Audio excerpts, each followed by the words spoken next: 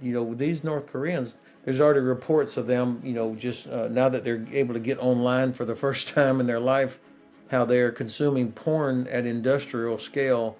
Um, these guys are not going to want to go back to North Korea when this is all said and done, I imagine. This would be a great opportunity for the United States to change its policy and allow Ukraine to use long-range weapons against targets inside Russia.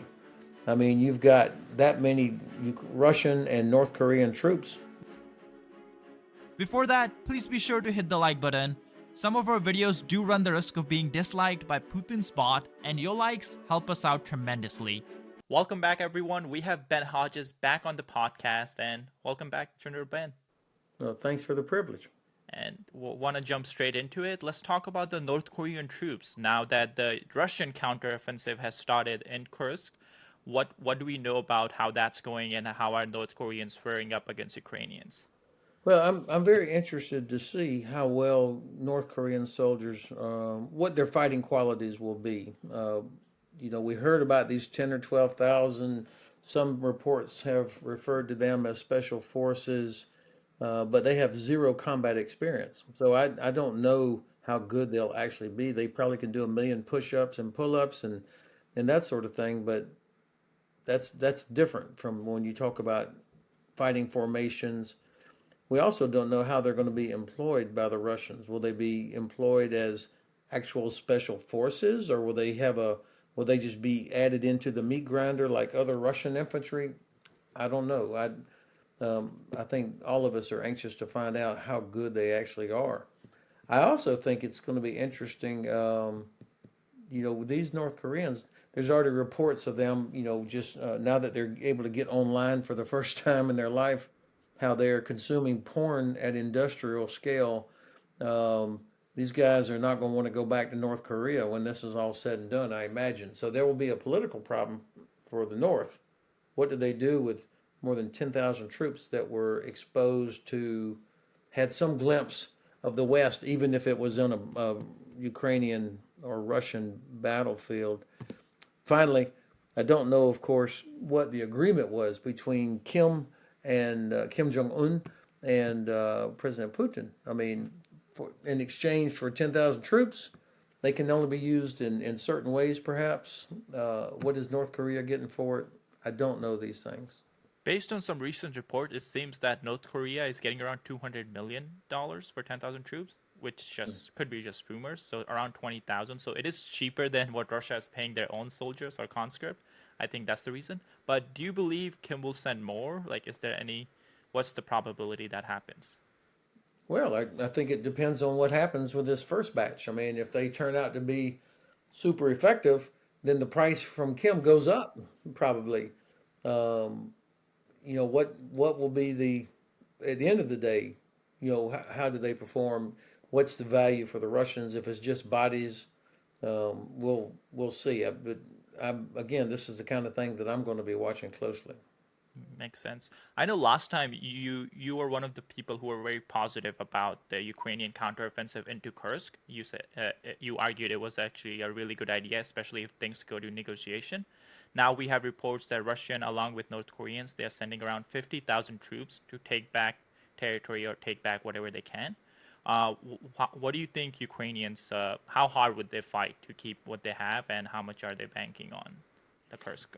Well, this would be a great opportunity for the United States to change its policy and allow Ukraine to use long-range weapons against targets inside Russia.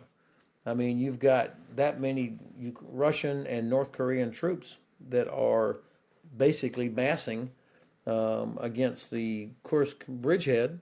That means there's logistics, artillery, troop concentrations. All of these are ideal targets for long-range weapons that could hit them. And yet it seems like the Biden administration still has not been willing to change its policy about this. I think this is a mistake. We should take the handcuffs off and allow Ukraine to use every weapon that they have against a big target like that. That would make a big difference on the ability of the Russians to put pressure on the Kursk bridgehead, as if Ukraine could start hammering away at the logistics and the artillery and the headquarters necessary to run that Russian counteroffensive. Well, then switching back, I guess Biden has around 2 months left, right? Let's hope he makes some big decisions relating to Ukraine. But how would you think the war will go, and how would the Trump administration will react? Especially now, we have some confirmation on like the cabinet positions that seem to be a lot more pro-Ukrainian than people were expecting. So, of course, President Biden is the president for another 2 months, up until January 20th. And he has authority up until the end to do certain things. I have read reports, like you probably, that there's a sense of urgency to get some things out the door that were already scheduled to go. I don't know why this hadn't. Well, it's a shame that these things were not delivered with a sense of urgency already. That they're scrambling here at the end. Which is unfortunately, it's a reflection on the fact that the administration did not have the sense of urgency to help Ukraine actually win. But if they can deliver some more capabilities here in the waning days of the administration, I'm all for it. But it will just remind everybody that they failed to get it done sooner and with the necessary amount of urgency. With a Trump administration, obviously, in my view, the strategic interests of the United States remain the same. It's a strong allies in Europe, stability and security in Europe, which is important for American prosperity. Helping Ukraine defeat Russia will isolate Iran, isolate North Korea, and will deter China. These are all things that I think a Trump administration, in which a Trump administration has interest. But we just have to think strategically and how these things are all connected. So I do hope that the administration, but also a Republican-led Senate and House, where you've got a lot of Republican members in leadership positions that are traditionally pro-NATO, pro-transatlantic, that they will continue to wield influence in the shaping of U.S. policy. For sure. Also, I guess Russia is also believing that once Trump comes in the White House, he's going to push for negotiations at the very least, even if he's, like if it's not fully pro-Ukrainian. And I guess that's why they've been making such a push to capture as much as they could, which has led to almost close to 2,000 deaths, but not deaths, casualties, which is the highest number so far. Is that something that Russia is just planning to do short term, or is that something that can continue long term? Like, how's their army? Well, there's a lot of misinformation out there about whether or not Trump and Putin actually already had a phone call. The Russians are denying that, and um, so it's hard to know exactly what's been said, what's been agreed, and also we don't know yet exactly what the Trump administration policy towards Ukraine will be. We heard a lot in the last Trump administration, and we've heard a lot on the campaign trail, but now when you're confronted, when you own it, and you start putting your team together, and you have to think, okay, how do we deal with this?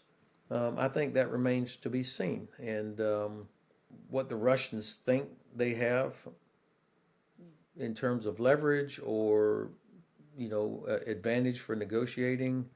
The fact is, after 11 years, Russia still only controls 20% of Ukraine, and they are losing. They had the highest loss of single day casualties here in the last 2 days of the entire war. So it's not getting any better for them, and that's without us in the West really using all of our capabilities to help Ukraine. So I'm still bullish on Ukraine.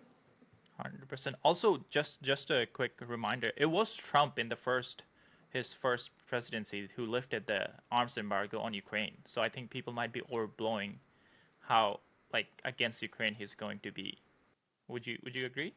Well, you're correct that the Trump administration did allow Ukraine to have Javelin, which is the best man-portable anti-tank weapon there is. So that was a positive. There still was not a strategy for Ukraine, but at least that was a positive step. So that tells me that the president can be, or the future president can be, persuaded to do certain things if he sees why it's good for America in there. And this is what I hope, is that the Republican leadership in the Congress, as well as other influencers in the United States can see the value of stability and security in Europe. Why it's good for American business, it's good for our economy, it's good for our security. And this is where I think our European allies could play a stronger role of helping to earn the confidence of the new president that yes, of course, Europe is going to do its share. You know, there's elections in Germany coming up in January or February, early next year, where you probably are going to have a different government that will be much more pro defense, pro living up to expectations, support for Ukraine. That could help bring along other European countries. And then perhaps they could persuade the Trump administration that, like, look, we will do our part. Just don't abandon us here. That would be something that the new administration could take credit for if they wanted to. The point is, Europe has a critical role to play here. Also, now there are a lot of reports about Russian casualties, which I guess that's pretty much every Russian war, right? They throw a lot of people at it. But one thing I think people are overlooking is also Russian equipment, Russian like tanks and stuff like that is also getting damaged as Russia makes a heavy push to capture as much as they can. Like how much of an impact that's having? Because I'm guessing it's much harder to replace equipment for Russia than it is to replace soldiers. All right, this is an excellent point. Of course, we know that the Russians have been digging deep into their depots and storage and refurbishing equipment that is about my age to get it onto the battlefield. And so, and we also know that thanks to sanctions, that the defense industry is not able to produce at a rate necessary to make good all their losses. So this is a problem for the Russian side. And if we were really serious about helping Ukraine win, we would be putting enormous pressure on their on the export of Russian oil and gas, so that they could no longer buy weapons and ammunition and ballistic missiles, etc., from other countries, specifically North Korea, China, and Iran. I gave up trying to guess on when they would run out of stuff because I was wrong. They still managed to produce some things, but it is decreasing quality, decreasing quantity. So that's why I think, you know, I think of 2025 as kind of the year of industrial competition. That this is the year when Ukraine's defense industry is growing, and if we really were serious about helping Ukraine, we would find ways to further damage Russia's defense industry. The best way to really damage defense industry and the economy, I guess they go hand in hand, would be to put more pressure on China. Because if it wasn't for China, the economy wouldn't be there. I guess not as well as it's doing, especially in Russia, even with their military spending. And it seems Trump administration at least has big plans for China. I wanted to get your thoughts on how that's going to play out. Well, India is actually probably even more in the middle of all this of buying Russian oil and gas and allowing parts and things to get into Russia that should not be getting there. So it's not just China.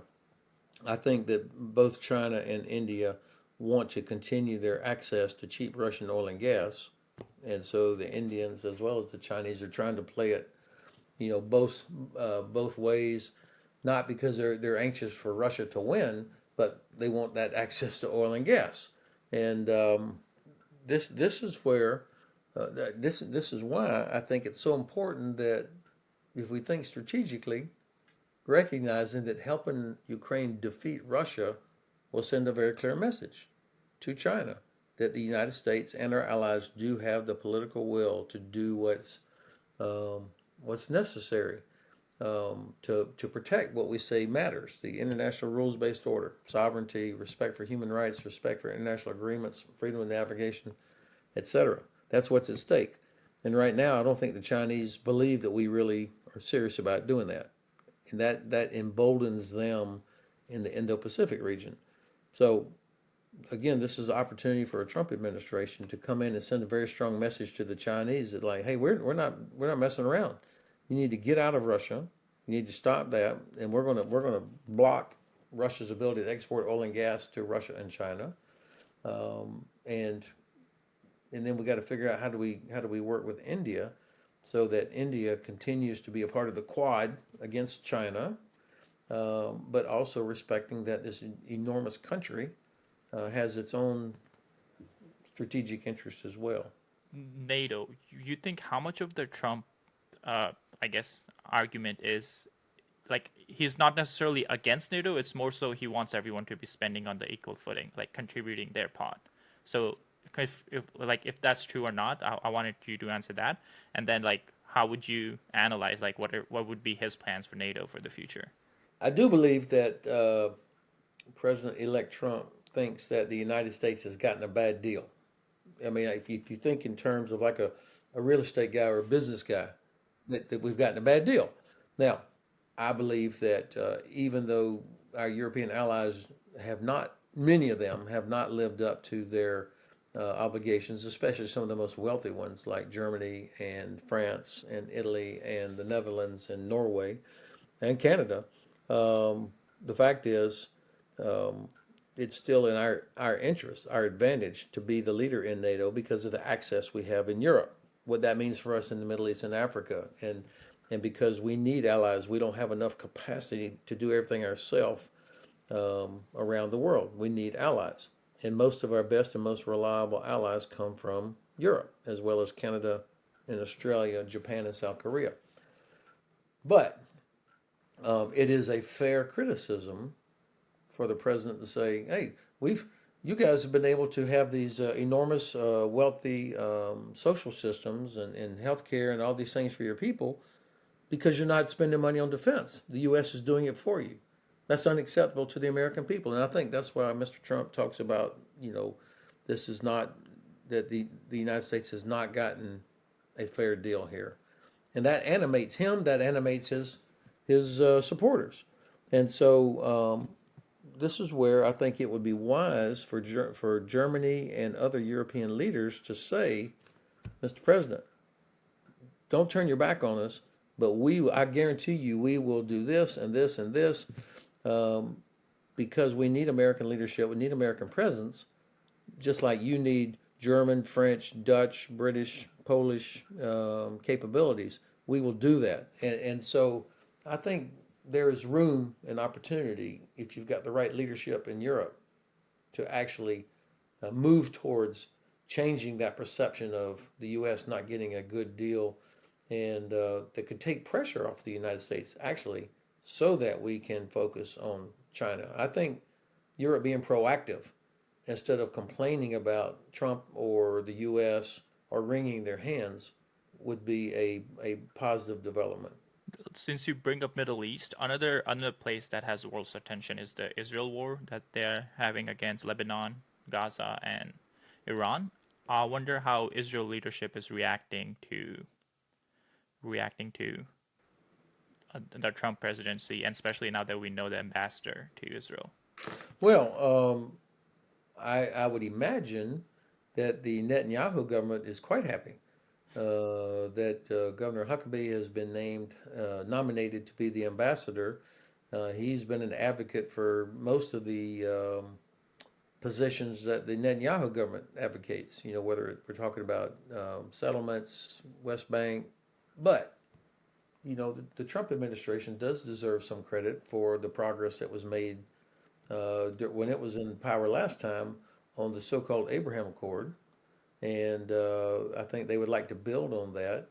But the Saudis have said that they will not participate in that unless there's progress made towards helping the Palestinians in Gaza, excuse me.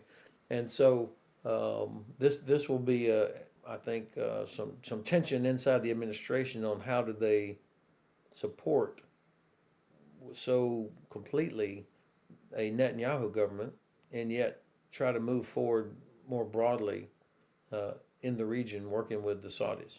I think that will be this is going to be something to watch. What is going to be the policy with with regards to Iran? All of these things are connected, and at the risk of sounding like a broken record, I keep going back to if you help Ukraine defeat Russia, it will isolate Iran. Iran has no other friend on the planet, not really, other than Russia.